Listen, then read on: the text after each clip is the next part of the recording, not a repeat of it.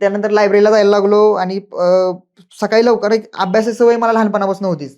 म्हणजे ह्यात कसं आहे की मुलांना मी अजून एक सांगेल की जेव्हा सिलेक्शन तुमचं होतंय ना, की माझं सिलेक्शन का झालं एवढं लवकर, तर त्याचा मागचं रिझन असं आहे की त्यासाठी माझा लहानपणापासून जी अभ्यास करण्याची सवय म्हणजे 4थी पासून म्हणजे अगदी लहानपणापासून मी अभ्यास म्हणजे मी अभ्यासू मुलगा म्हणूनच होतो लहानपणापासून. म्हणजे बाकी पण मॅटर काही करायचो, पण अभ्यास अशी गोष्ट होती की तू केलाच पाहिजे. मी 10वीला चांगला अभ्यास केला, मी 12वीला केला, मी डिग्रीला असता पण अभ्यास करायचो.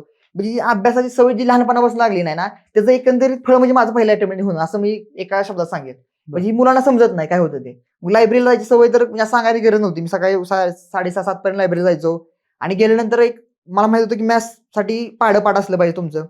मी मुलांचं होतं काय की मुलं म्हणतात की सर सुटत नाही. म्हणजे मॅथ्सला काय सगळ्याच मुलांना स्पर्धा परीक्षा करण्यात असं होतं की मॅथ्सचं फॉर्म्युला आठवत नाही किंवा मला ती प्रश्न सर सुटतंय, पण मला वेळ 2 मिनिटं दिली तर मी सोडवणार, पण मला ती 20 सेकंदात सुटणार नाही. मग ह्यासाठी एक रामबाण उपाय असा आहे की तुम्हाला त्याचं प्रॅक्टिस असलं पाहिजे. म्हणजे आता जर तुम्ही जेवण बनवायला गेला तर तुम्हाला मिठाशिवाय चव येणार नाही. तुम्हाला मसाला पाहिजे, चटणी पाहिजे, मीठ पाहिजे.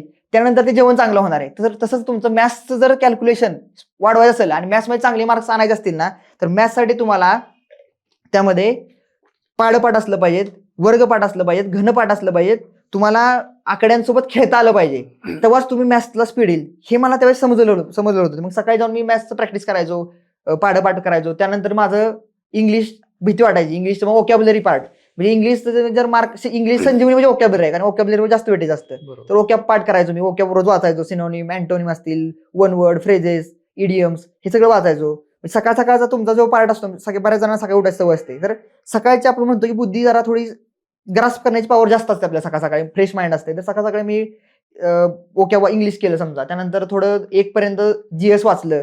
जीएस मध्ये पण आमच्या पॉलिटी, हिस्ट्री, इकॉनॉमिक्स आहे, सायन्स आहे, ते वाचायचो. दुपारी काय होतं जेवणानंतर आपल्याला झोप येते बऱ्याच मुलांना, की दुपारी जेवल्यानंतर मुलांनी काय केलं पाहिजे. तर ह्याचं मी उत्तर असं असेल की दुपारी तुम्हाला झोप येत असेल ना, तर इंग्लिशसाठी तुम्ही पेपर रिडिंग करा 1 तास.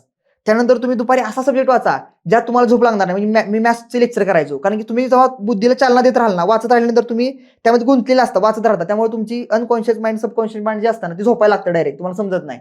मग तुम्ही जर मॅथ्स हात हलवत राहिला, मॅथ्स प्रॅक्टिस करत राहिला, तर तुम्हाला झोप येणार नाही. मग मी दुपारी काय करायचो की मॅथ्सचे लेक्चर करायचो, मॅथ्सची प्रॅक्टिस करायचो. त्यानंतर 5-6 वाजता थोडंसं काहीतरी खायला बाहेर गेलो. त्यानंतर संध्याकाळी रिझनिंगची एक मॉक टेस्ट दिली समजा रिझनिंगसाठी. त्यानंतर परत संध्याकाळी परत मॅथ्स सोडवायला घेतलं. मग असं एक शेड्यूल होतं माझं. 11:30 पर्यंत मी लायब्ररीत बसायचो.